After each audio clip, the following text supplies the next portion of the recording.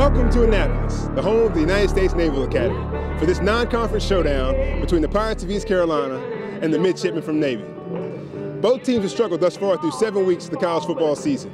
Navy, at 2-4, has one of the nation's best rushing offenses at 332 yards per game, but have lost 3 games by a total of 5 points. The Pirates of East Carolina are also 2-4 and have lost 3 games to top 25 opponents, but have one of the nation's best passing offenses at 300 yards per game. Both teams have bowl streaks on the line. Navy has been to 9 straight bowl games. The Pirates have been to 5 straight. One of these 2 teams can have to step up today in the hopes of keeping those streaks alive. Stay tuned. Pirate football is next.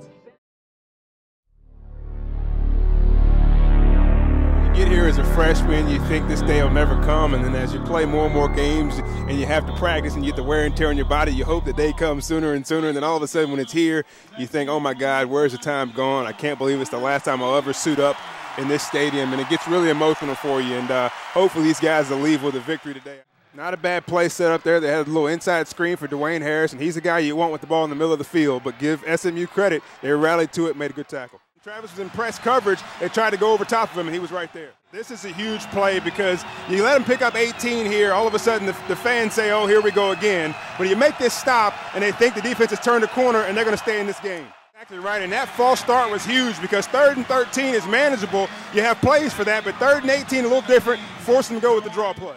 I tell you what, Jeff, this defense, although it struggled as of late, if you run to Josh Smith and Matt Milner's side of the football, it's going to be tough sledding over there. They really make plays on that side of the ball. That time they come up with a big fumble, and this is twice now the defense has responded. Let's see what the offense can do.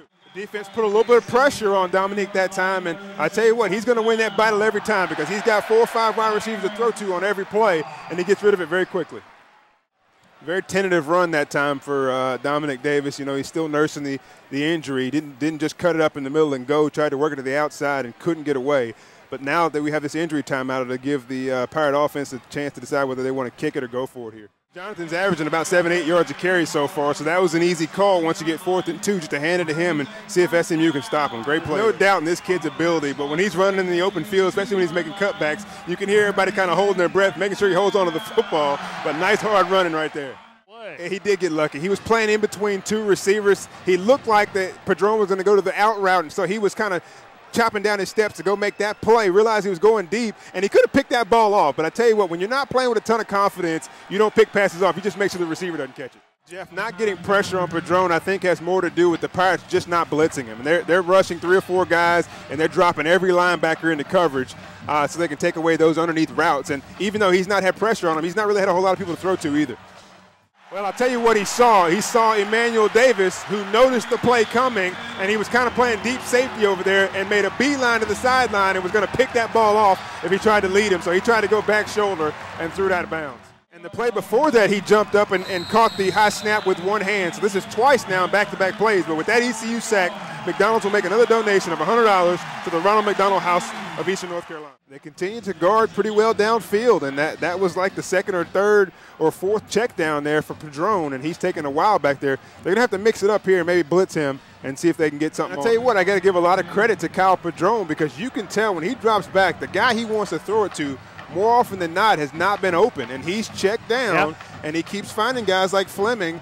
He's finding them open, and he's making those throws. You know what? He got one hand on it and tried. He was thrown behind. Kyle Padron was trying to get Aldrick Robinson with a back shoulder fade, and Emmanuel got his head around right on time and almost got 2 hands on it, but couldn't do it. 4th down and a long 6, and the Pirates are going to force the field goal opportunity, and Matt Szymanski is in to kick the field goal. Poor tackling on that play. Had 3 or 4 guys had a chance to get him at about the line of scrimmage.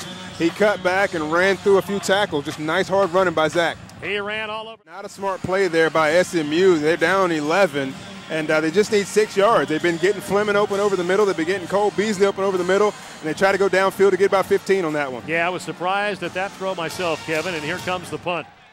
Really nice blocking by Dwayne Harris on that last play to allow him to get those 5 or 6 yards. He just does a great job out there. SMU feeling a little bit of pressure, you know, only having 3 points on the board with 1:44 to go. Trying to press a little bit. That's just a wide pass there from Padron to a wide open receiver. There's got to be a linebacker in there to erase that route, but so far he's been able to catch it free and not worry about the big hit. 3 timeouts left, and you have to remember that SMU is scared of Dwayne Harris. The last time they kicked it off, they kicked it about 15 yards, so not to kick it off to him. So either they have to kick it to him and he can make a big play, or they got to kick it short, and that's going to give the offense good field position for this last drive. You were a player here, and you were a competitor and a fighter.